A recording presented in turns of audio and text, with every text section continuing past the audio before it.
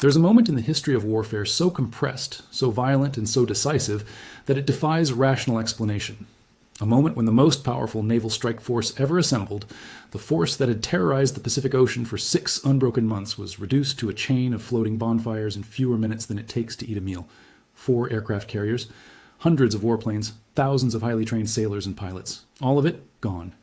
Not over the course of a grueling campaign, not across weeks of attrition, but in a window of time so narrow that the men on the losing side could barely process what was happening before their ships were already dying beneath their feet. This is the story of the Battle of Midway.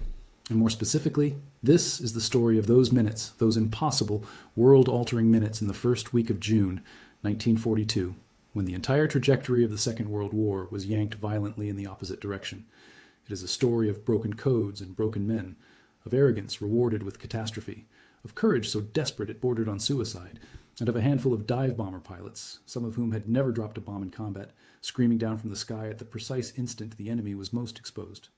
To understand how this moment became possible, you have to go back 6 months, to a Sunday morning in Hawaii that still echoes through American memory. On December 7th, 1941, the Imperial Japanese Navy launched a surprise attack on the American naval base at Pearl Harbor. It was a masterpiece of planning and execution. In under 2 hours, Japanese aircraft sank or damaged 8 American battleships, destroyed nearly 200 aircraft on the ground, and killed over 2,400 Americans. The Pacific Fleet, the cornerstone of American power in the ocean, was crippled in a single morning. The architect of that attack was Admiral Isoroku Yamamoto, commander of the Japanese Combined Fleet. Yamamoto was a complicated figure. He had lived in the United States, studied at Harvard, served as a naval attaché in Washington. He understood American industrial might better than almost anyone in the Japanese military establishment. He had openly warned against war with the United States, famously telling his superiors that Japan could run wild for 6 months, or perhaps a year, but that he had utterly no confidence in the second or third year. His warning went unheeded, and so, dutifully, Yamamoto had designed the Pearl Harbor strike as a knockout blow, a single devastating punch meant to buy Japan time to consolidate a defensive empire across the Western Pacific before America could recover. But Pearl Harbor, for all its destruction, contained a critical failure. The American aircraft carriers had not been in port that morning. The Enterprise, the Lexington, and the Saratoga were all at sea, untouched. And Yamamoto understood, perhaps more clearly than anyone, that aircraft carriers, not battleships, were now the decisive weapons of naval warfare. The battleships rusting in the mud of Pearl Harbor were relics of a previous era. The carriers were the future, and they had escaped. In the months following Pearl Harbor, the Japanese military machine was a force of terrifying momentum. They swept through the Philippines, Malaya, Singapore, the Dutch East Indies, Burma. Island after island fell. The British surrendered Singapore in what Winston Churchill called the worst disaster in British military history. The American garrison in the Philippines held out for months in conditions of appalling suffering before finally surrendering. Japan's defensive perimeter expanded at a pace that stunned even its own planners. It seemed like nothing could stop them. But then, on April 18th, 1942, something happened that changed everything.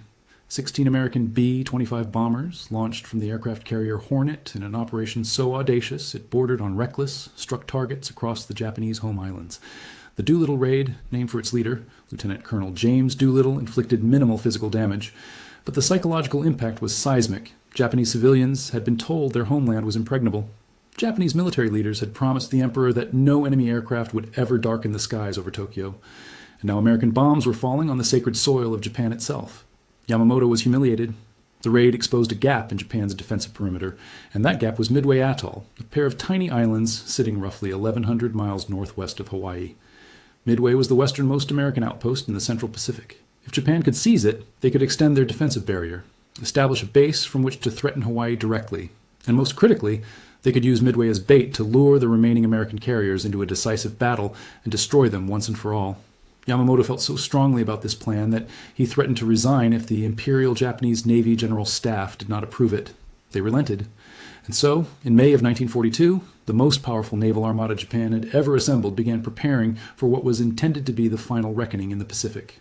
The plan was characteristically ambitious. Yamamoto divided his forces into multiple groups spread across hundreds of miles of ocean. A diversionary force would strike the Aleutian Islands off Alaska, intended to draw American attention northward. The main carrier strike force, the fearsome Kido Butai, would approach Midway from the northwest and pound the island's defenses into rubble. Then an occupation force of 5,000 troops would land and seize the atoll. And lurking far behind, Yamamoto himself would wait with a massive battle fleet of battleships, ready to annihilate any American carriers foolish enough to respond. At the heart of this armada was the Kido Butai, the mobile striking force, commanded by Vice Admiral Chuichi Nagumo. 4 fleet carriers formed its core: the Akagi, the Kaga, the Soryu, and the Hiryu. These were not ordinary warships. These 4 carriers had launched the attack on Pearl Harbor. Their pilots were the most experienced and battle-hardened naval aviators in the world. Their air groups had devastated the Royal Navy in the Indian Ocean, sunk the British carrier Hermes, and rampaged across Southeast Asia with near impunity. Together, these 4 ships could put over 260 aircraft into the sky. In the spring of 1942, the Kido Butai was the most dangerous concentration of naval air power on Earth. In total, Yamamoto's combined operation involved nearly 200 warships and over 100,000 men. Against this, the Americans had 3 aircraft carriers, roughly 230 land and carrier-based aircraft, and the garrison on Midway itself. On paper, it was no contest. But the Americans held one advantage that Yamamoto could never have anticipated. They were reading his mail. In a windowless basement beneath the headquarters of the 14th Naval District at Pearl Harbor, a unit known as Station Hypo had been working around the clock since the Pearl Harbor attack. Led by Commander Joseph Rochefort, an eccentric, driven cryptanalyst who often worked 20-hour days in a bathrobe and slippers, Station Hypo had been painstakingly cracking JN-25, the primary operational code of the Imperial Japanese Navy. By May of 1942, Rochefort and his team had made enough progress to know that something enormous was coming. Intercepted Japanese traffic was buzzing with references to a major offensive, an operation codenamed MI, targeting a location the Japanese designated as AF. Rochefort was confident that AF referred to Midway Atoll, but his superiors in Washington, the bureaucrats at OP-20G, the Navy's Code and Signal Section, disagreed. They believed the target might be somewhere else entirely, perhaps in the South Pacific, perhaps even the American West Coast. The debate was fierce, and the stakes could not have been higher. If the Americans guessed wrong and positioned their carriers in the wrong place, the Pacific Fleet's last remaining striking power would be caught out of position, and the war in the Pacific might well be lost. To settle the argument, Rochefort's team devised one of the most elegant intelligence tricks of the entire war. Pearl Harbor and Midway were connected by an underwater cable that the Japanese could not tap. Through this secure cable, Station Hypo instructed the garrison on Midway to broadcast an unencrypted radio message, something the Japanese would certainly intercept, reporting that the island's water desalination plant had broken down and that fresh water was urgently needed. The trap was set. Within 48 hours, Station Hypo intercepted a Japanese intelligence report, encoded in JN-25, stating that AF is short of fresh water. That was it. AF was Midway. And now Rochefort knew not only where the attack would come, but roughly when, and with what forces. He passed everything to Admiral Chester Nimitz, the commander of the Pacific Fleet. Nimitz was a Texan, calm and deliberate, a man described by contemporaries as possessing both remarkable boldness and remarkable caution, a rare combination. His hobby was pitching horseshoes. Upon his appointment to command the Pacific Fleet, he had written to his wife that he would be lucky to last 6 months. But Nimitz was precisely the kind of commander the moment demanded. He listened to his intelligence officers. He trusted Rochefort's analysis when Washington did not. And he made the decision that would shape the rest of the war. Nimitz would not wait for the Japanese to come to him. He would set an ambush. The problem was that he had almost nothing to set it with. The carrier Saratoga was in Puget Sound undergoing repairs after being torpedoed by a submarine. The carrier Lexington had been sunk at the Battle of the Coral Sea a month earlier. The carrier Yorktown had been badly damaged at Coral Sea as well, and initial estimates suggested she would need 90 days in dry dock. Nimitz gave the repair crews 72 hours, working in shifts around the clock, welding steel plates over gaping holes, patching shattered compartments. The shipyard workers at Pearl Harbor performed a miracle of industrial determination. Yorktown sailed from Pearl Harbor on May 28th, battered but functional, to join Enterprise and Hornet, which had already departed. 3 carriers against 4, 233 carrier aircraft against the Kido Butai's 264, no battleships. Nimitz was gambling everything on intelligence, surprise, and the courage of his aircrews. He positioned his 3 carriers northeast of Midway, at a spot his staff designated Point Luck. From there, they would wait for the Japanese to reveal themselves and then strike. The morning of June 4th, 1942, arrived under overcast skies and a tense electric silence aboard the American carriers. The men knew something was coming. They had been told, in general terms, that a major Japanese force was approaching. But knowing the enemy is coming and actually seeing them are very different things. At 4:30 in the morning, Nagumo launched the first wave of his strike against Midway. 108 aircraft, bombers, and fighters screaming off the decks of all 4 carriers into the pre-dawn darkness. Their mission was to destroy Midway's defenses in preparation for the invasion. The remaining aircraft on the carriers were held in reserve, armed with torpedoes and armor-piercing bombs, kept ready in case American naval forces appeared. This was Yamamoto's explicit instruction. Hold back a reserve strike, armed for ships just in case. The Japanese strike hit Midway at 6:30 in the morning. Bombs tore across the 2 small islands, destroying hangars, fuel tanks, and installations. But the attack was not as devastating as the Japanese had hoped. Midway's defenders had been warned. Thanks to the Codebreakers, the garrison had been reinforced with every available aircraft. Anti-aircraft guns blazed from fortified positions, and critically, every American plane on Midway had already taken off before the bombs fell, either to attack the Japanese fleet or to simply survive by getting into the air. Meanwhile, something far more consequential was unfolding aboard Nagumo's carriers. The first wave commander radioed back that a second strike on Midway was necessary, that the island's defenses had not been sufficiently neutralized for a landing. Nagumo now faced a decision that would determine the outcome of the battle and, arguably, the war. His reserve aircraft sat below decks, armed with torpedoes and anti-ship bombs, ready to strike at American carriers if any appeared. But his scouts had found no sign of an American naval force. The ocean, as far as anyone could tell, was empty, and Midway still needed to be hit again. At 7:15 in the morning, Nagumo made his fateful choice. He ordered his reserve aircraft to be rearmed with high-explosive fragmentation bombs for a second strike on Midway. This was not a simple switch. It meant crews had to haul torpedoes and heavy anti-ship ordnance off the planes, stow them, bring up different bombs, and mount them. The process would take at least an hour. And in the rush, ordnance handlers began stacking the removed torpedoes and bombs on the hangar decks rather than taking the extra time to return them to the armored magazines below. The hangar decks of the Japanese carriers were becoming arsenals of loose explosives. Then, at 7:28, barely 13 minutes after Nagumo gave the order to rearm, a delayed scout plane from the cruiser, Tone, finally reported something that made Nagumo's blood run cold. An American surface force had been spotted to the northeast. Ships, possibly including a carrier. The timing could not have been worse. Half the reserve aircraft had already been rearmed with land attack bombs. The other half still carried anti-ship weapons. The hangar decks were strewn with ordnance in various stages of being swapped. And Nagumo's first strike wave, the planes that had hit Midway, were now returning to the carriers, low on fuel, needing to land immediately. Nagumo faced an impossible dilemma. He could launch whatever aircraft were ready right now, a ragged, piecemeal strike with mixed armament and no fighter escort, hoping to hit the American ships before they could strike him. Or he could recover his returning aircraft, rearm everything properly for an anti-ship strike, and launch a full coordinated attack. Japanese naval doctrine dictated that strikes should be launched at full strength, concentrated, and overwhelming. Nagumo chose doctrine. He chose to wait. He ordered the rearming halted. Torpedoes were to go back on the planes, but there was no time to stow the bombs that had just been loaded. They were simply piled alongside the aircraft. Then Nagumo ordered the flight decks cleared so the Midway strike force could land. One by one, the returning bombers and fighters touched down, their pilots exhausted, their planes riddled with bullet holes and low on fuel. As each plane landed, it was struck below to the hangar deck to be refueled and rearmed. The process was agonizingly slow. While all of this was happening, the Americans were already in the air. Admiral Raymond Spruance, commanding Task Force 16 from the Enterprise, had made a critical decision hours earlier, one that historians would later call the most important tactical decision of the Pacific War. Rather than closing the distance to the Japanese fleet before launching, which would have been the cautious textbook approach, Spruance launched his aircraft at maximum range, over 200 miles from the estimated position of the enemy carriers. It was a gamble. Many of his planes would be operating at the extreme edge of their fuel capacity. Some would not make it back. But Spruance understood something vital. He needed to hit the Japanese while their flight decks were most vulnerable, while they were recovering and rearming aircraft, while their defenses were in transition. Every minute he waited was a minute the Japanese could use to prepare a counterstrike. The American attack was supposed to be coordinated. Torpedo bombers would come in low, forcing the Japanese combat air patrol fighters down to sea level, while dive bombers would plunge from high altitude onto the unprotected carriers.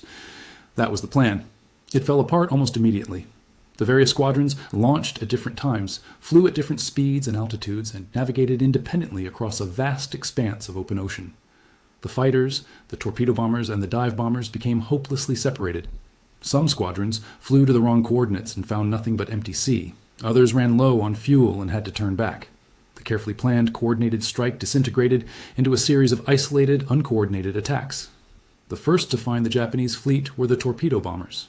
And what happened next was one of the most harrowing episodes in the history of aerial combat. Torpedo Squadron 8, flying from the Hornet, was led by Lieutenant Commander John Waldron, a tough, experienced pilot from South Dakota with Sioux heritage, who had an almost mystical intuition about navigation. When the air group commander led the Hornet squadrons on a course that Waldron believed was wrong, Waldron broke formation and took his 15 obsolete Douglas Devastator torpedo bombers on a different heading, straight toward the Japanese fleet. He found them. At approximately 9:20 in the morning, Waldron's squadron spotted the Kido Butai spread across the ocean below, 4 massive carriers surrounded by rings of escorts. Waldron radioed the position and called for help. No one answered. The fighters that were supposed to protect his slow, vulnerable torpedo bombers were nowhere to be found. They had become separated during the flight. It did not matter. Waldron signaled the attack. 15 Devastators, flying at barely 60 feet above the waves, lumbered toward the Japanese carriers at a speed of roughly 115 knots. To drop their torpedoes, they had to fly a long, straight, level approach directly into the teeth of the enemy's defenses. There was no evasive maneuvering, no room for error.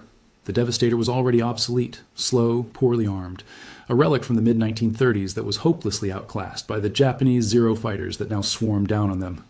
The Zeros tore into the squadron like wolves into a flock of sheep. One by one, the Devastators were shot out of the sky. Waldron's plane was among the first hit, his left fuel tank ruptured and burning. He was last seen trying to stand up in the cockpit as his aircraft plunged toward the ocean. Within minutes, 14 of the 15 planes had been destroyed. Not a single torpedo found its mark. Of the 30 men who flew with Torpedo Squadron 8 that morning, 29 were killed. The sole survivor was Ensign George Gay, a young Texan who had graduated from flight school only months earlier. His rear gunner was killed during the approach. Gay pressed on alone, dropped his torpedo at 800 yards, and then was shot down himself. He survived the crash, clung to a seat cushion and a rubber life raft in the middle of the Pacific, and from the water watched the rest of the battle unfold around him. But Torpedo Squadron 8 was not the only torpedo squadron to find the Japanese that morning. Torpedo Squadron 6 from the Enterprise attacked next, followed by Torpedo Squadron 3 from the Yorktown. The results were uniformly catastrophic. Of 41 torpedo bombers that attacked the Kido Butai, only 6 survived. They scored 0 hits. Every single torpedo either missed or malfunctioned. The slaughter was so complete that it seemed like the American attack had been a total, unmitigated failure. And yet those torpedo bombers had accomplished something that no one, not even their own commanders, fully understood in the moment. They had done something incalculably precious with their deaths. The torpedo attacks, though they inflicted no damage, had forced the Japanese combat air patrol, the Zero fighters defending the fleet, to dive down to sea level to intercept the low-flying Devastators. The Zeros had been drawn to the surface of the ocean, burning through fuel and ammunition as they massacred the torpedo bombers one after another. And in the chaos of the attacks, the Japanese carriers had been forced into violent evasive maneuvers, twisting and turning to dodge torpedoes, unable to resume the orderly process of rearming and launching their own strike.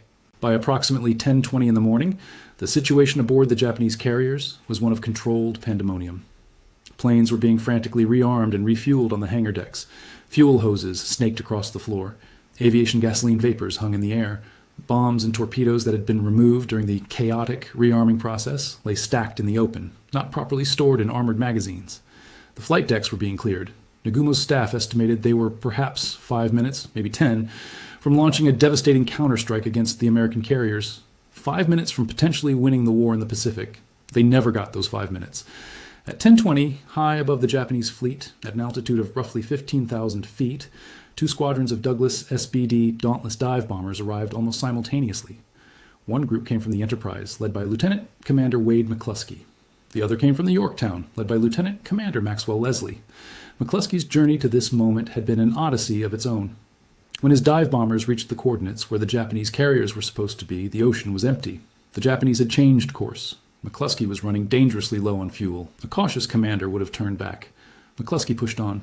He flew a search pattern, scanning the horizon, knowing that every minute consumed more of his precious fuel and reduced the chances of his pilots making it back to the Enterprise alive. Then, far below, he spotted something. A lone Japanese destroyer, the Arashi, racing at high speed to the northeast, trailing a long white wake across the blue water. The Arashi had broken away from the fleet to depth charge an American submarine and was now sprinting to rejoin Nagumo's carriers. McCluskey followed the wake. It led him straight to the Kido Butai. When McCluskey and Leslie looked down from 15,000 feet, they saw a sight that must have been both terrifying and electrifying. 4 massive aircraft carriers, their flight decks painted with the distinctive red circle of the rising sun, were turning into the wind. The decks were packed with aircraft, fueled and armed, being spotted for launch. It was the most vulnerable moment imaginable, and there were no fighters above them. Every Zero in the combat air patrol was down at sea level, still chasing the last of the torpedo bombers. The sky above the carriers was empty.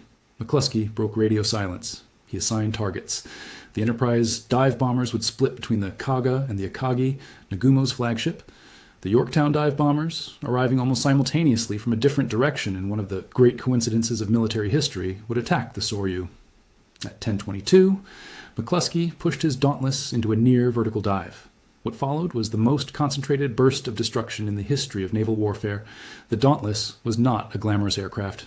It was not fast. It was not particularly well armed. But it could do one thing superbly. It could dive. The perforated split flaps on its wings, drilled with holes to reduce buffeting, allowed the pilot to maintain a stable near-vertical descent, holding the target steady in his bomb sight as the ocean rushed up to meet him at terrifying speed. From 15,000 feet, the dive-to-bomb release at around 1,500 feet took roughly 15 seconds. 15 seconds of screaming, shaking, bone-rattling descent, with the anti-aircraft fire reaching up like fingers of smoke, and the target growing larger and larger in the gun sight, until the pilot pulled the release lever and hauled back on the stick, the G-forces crushing him into his seat as the plane clawed its way back toward the sky. 26 of McCluskey's Dauntlesses dove on the Kaga. The first bombs missed, sending towering columns of white water alongside the carrier's hull. Then one hit, then another, then more. At least 4 bombs struck the Kaga's flight deck, detonating among the fully fueled, fully armed aircraft crowded there. The explosions tore through the ship. Aviation gasoline ignited in sheets of flame. The bombs and torpedoes stacked on the hangar deck began cooking off in a chain reaction of secondary explosions. Within minutes, the Kaga was a floating inferno, her flight deck buckled and torn, fire roaring from every opening in the hull. Meanwhile, Lieutenant Richard Best, leading Bombing 6 from the Enterprise, realized that most of McCluskey's planes had followed him down onto the Kaga. Best redirected his small section of 5 Dauntlesses toward the Akagi, Nagumo's flagship. Best dove on the Akagi and placed a single bomb squarely on the flight deck, right among the armed and fueled aircraft being prepared for launch. 1 bomb. That was all it took. The secondary explosions were catastrophic. The Akagi's hangar decks, loaded with loose ordnance and gasoline, erupted. Fires raced through the ship faster than damage control teams could respond. The flagship of the Kido Butai, the carrier from which the Pearl Harbor attack had been commanded, was dying. At almost the same moment, the Yorktown's dive bombers screamed down onto the Soryu. 3 bombs hit the carrier in rapid succession. The results were identical to what was happening on the Kaga and the Akagi. Fueled planes, loose ordnance, aviation gasoline. The Soryu was engulfed in fire from stem to stern within minutes. The entire attack, from the moment the first Dauntless pushed over into its dive to the moment the last bomb detonated, lasted approximately 5 minutes. Some accounts stretch it to 6 or 7. The Imperial War Museum frames it as 5. The point is not the exact number. The point is the compression. In a span of time shorter than it takes to brew a pot of coffee, 3 of the 4 most powerful aircraft carriers in the Japanese Navy were transformed from the spearhead of an invincible armada into blazing, sinking wrecks. Commander Mitsuo Fuchida, the man who had led the air attack on Pearl Harbor, was aboard the Akagi that morning, recovering from an appendectomy. He described the scene as apocalyptic, explosions ripping through the hangar deck, men burning alive, the ship listing and shuddering as fires reached the fuel bunkers and ammunition magazines. Fuchida himself was injured trying to escape the conflagration, breaking both his ankles when he jumped from the flight deck. Aboard the Kaga, the carnage was even worse. The carrier's captain was killed almost immediately when a bomb detonated on the bridge. Fires burned so intensely that the paint on the hull blistered and peeled. Sailors trapped below decks had no escape. The ship burned for hours before finally sinking that evening. The Soryu went down the fastest. Racked by explosions and utterly consumed by fire, she sank within 20 minutes of the attack, taking hundreds of her crew with her. But the battle was not over. 1 Japanese carrier survived the initial onslaught. The Hiryu, positioned several miles north of the other 3 carriers, had been missed by the dive bombers. And the Hiryu fought back with everything she had. Her air group launched 2 strikes against the American fleet that afternoon. The first wave of dive bombers found the Yorktown and hit her with 3 bombs, knocking out her boilers and bringing the carrier to a halt. Damage control crews performed miracles, patching holes, restoring power, and getting the Yorktown moving again. Then the second wave hit, this time torpedo bombers, slamming 2 torpedoes into the carrier's port side. This time, the damage was too severe. The Yorktown listed heavily and had to be abandoned. But the Hiryu's reprieve was short-lived. Late that afternoon, American scout planes located the last surviving Japanese carrier. At approximately 5 in the afternoon, 24 dauntless dive bombers from the Enterprise, some of them veterans of the morning attack, found the Hiryu and dove on her. 4 bombs struck the carrier, igniting the same chain of catastrophic fires that had consumed her sisters. The Hiryu burned through the night, a pillar of flame visible for miles across the dark Pacific. She was scuttled by her own escorts the following morning. All 4 carriers of the Kido Butai were gone. 322 Japanese aircraft were destroyed. Over 3,000 Japanese sailors and airmen were dead, including many of the Imperial Navy's most experienced and irreplaceable pilots and flight crews. The Americans lost the Yorktown, which sank 2 days later after being torpedoed by a Japanese submarine, the destroyer Hammond, 147 aircraft, and 307 men. The asymmetry of the outcome is staggering. Japan lost 4 fleet carriers. America lost 1. Japan's offensive capability in the Pacific was shattered in a single day. The Kido Butai, the weapon that had terrorized half the world for 6 months, ceased to exist. Admiral Yamamoto, sitting aboard his battleship Yamato, hundreds of miles behind the action, received the news in stunned silence. His chief of staff described the atmosphere on the bridge as one of total shock. Yamamoto briefly considered pressing forward with his battleships, forcing a night surface engagement where Japanese superiority in night fighting tactics might turn the tide. But without air cover, his battleships would be sitting ducks for American carrier aircraft the following morning. At 3:50 in the morning on June 5th, Yamamoto gave the order to withdraw. The invasion of Midway was cancelled. The decisive battle he had sought had indeed been decisive, but not in the way he had imagined. The implications of Midway rippled outward in every direction. Japan would never again launch a major offensive in the Pacific. The strategic initiative passed permanently to the United States. The industrial might that Yamamoto had feared, American shipyards, aircraft factories, and training programs, now began churning out carriers, planes, and pilots at a rate Japan could never hope to match. By late 1943, the United States Navy possessed more carrier power than the Kido Butai had ever wielded. Japan spent the rest of the war on the defensive, fighting a slow, grinding, increasingly hopeless retreat across the islands of the Pacific. Military historian John Keegan called Midway the most stunning and decisive blow in the history of naval warfare. Naval historian Craig Simons compared it to Trafalgar and Tsushima Strait, one of those rare battles that is both tactically decisive and strategically transformative. But perhaps the most haunting aspect of Midway is how close it came to going the other way. If Nagumo had launched his strike 5 minutes earlier, if the Tone scout plane had not been delayed by a faulty catapult and had spotted the American fleet sooner, if McCluskey had turned back when his fuel gauges were screaming at him instead of pressing on, if the torpedo bombers had not drawn the Zeros down to sea level at the precise moment the dive bombers arrived overhead, any one of these threads pulled differently, and the outcome reverses entirely.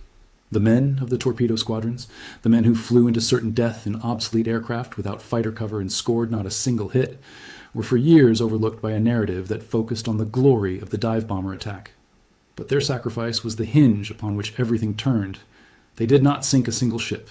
They did not even damage one.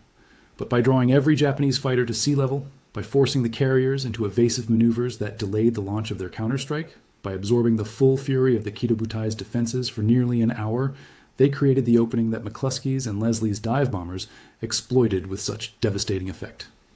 29 of the 30 men in Torpedo Squadron 8 died that morning. George Gay, floating alone in the Pacific Ocean, watched the Japanese carriers burn. He was rescued the following day. There is something almost unbearable about the mathematics of Midway. The gap between total defeat and total victory measured in minutes. The gap between the torpedo bomber's annihilation and the dive bomber's triumph measured in seconds of timing. The gap between one man's hesitation and another man's audacity measured in the fate of nations. Midway did not end the war. 3 more years of brutal island-by-island fighting lay ahead, campaigns whose names would become synonymous with horror. Guadalcanal, Tarawa, Iwo Jima, Okinawa. But Midway ended any realistic possibility of Japanese victory. After June 4th, 1942, the question was no longer whether Japan would lose, but when, and at what cost. And it all came down to those minutes.